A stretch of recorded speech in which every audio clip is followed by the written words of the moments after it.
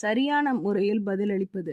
கிறிஸ்துவுக்குள் பிரியமானவர்களே, ஒரு பெண் கோபமாக சொல்கிறாள், அவ என்கிட்ட ரொம்ப மோசமா நடந்துக்கிட்டா, நான் அவளை சும்மாவே விட மாட்டேன், கண்டிப்பா திருப்பி கொடுப்பேன் என்று. வேதாகமும் நம்மை காயப்படுத்துகிறவர்களுக்கு நாம் எப்படி பதில் சொல்ல வேண்டும் என்று தெளிவாக சொல்கிறது. சகோதரி நான்சி அவர்களும் நமக்கு அதை நினைவூட்டுகிறார்கள். இயேசு சொன்னார், உங்கள் சத்துருக்களை சிநேகியுங்கள், உங்களை பகைக்கிறவர்களுக்கு நன்மை செய்யுங்கள், உங்களை சபிக்கிறவர்களை ஆசிர்வதியுங்கள், உங்களை நிந்திக்கிறவர்களுக்காக ஜெபம் பண்ணுங்கள் என்று. மற்றொரு பெண்மணி மனம் உடைந்து சொல்கிறார்கள், அவன் என்னை ரொம்பவே எரிச்சலடைய வைக்கிறான் என்று. அதற்கு வேதாகமும் இன்னொரு சவாலை வைக்கிறது. ஒருவரை ஒருவர் தாங்கி ஒருவர் பேரில் ஒருவருக்கு குறைபாடு உண்டானால் கிறிஸ்து உங்களுக்கு மன்னித்தது போல ஒருவருக்கொருவர் மன்னியுங்கள். இன்னொரு பெண் தீர்மானமாக சொல்கிறார்கள், அவள் செய்ததையே அவளுக்கு திருப்பிக் கொடுப்பேன் என்று. ஆனால் வேதாகமம் இதற்கு நேர்மாறாக சொல்கிறது. ஒருவனுக்கு தீமைக்கு தீமை செய்யாதிருங்கள், எல்லா மனுஷருக்கு முன்பாகவும் யோக்கியமானவைகளை செய்ய நாடுங்கள்.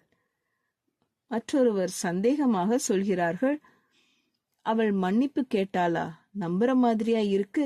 அந்த இடத்தில் இயேசுவின் எளிய ஆனால் கடினமான வார்த்தைகள் நம்மை நேராக பார்க்க வைக்கிறது.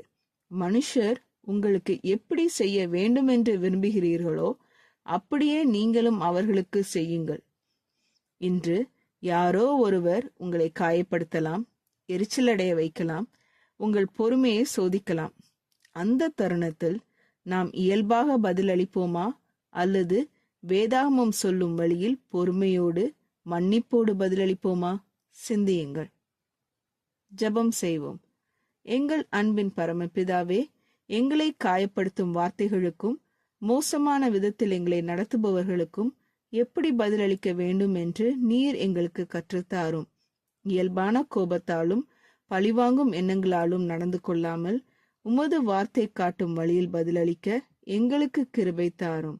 எங்களை எரிச்சலடைய வைப்பவர்களை நேசிக்கவும் எங்களை காயப்படுத்தியவர்களை மன்னிக்கவும் நீர் எங்களுக்கு கற்றுத்தாரும். இன்று வரும் ஒவ்வொரு சோதனை தருணத்திலும் எங்கள் இயல்பை அல்ல, உம்முடைய சித்தத்தின்படி செய்ய உதவும். இயேசுவின் நாமத்தில் ஜெபிக்கிறோம் பரமபிதாவே, ஆமேன். இந்த மெசேஜ் 12 ஜூலை 2024 நான்சி டிமோஸ் வோல்கமோத் அவர்களின் இயேசுவை தேடி என்ற புரோகிராமிலிருந்து எடுக்கப்பட்டது. கர்த்தர் உங்களை ஆசீர்வதிப்பாராக.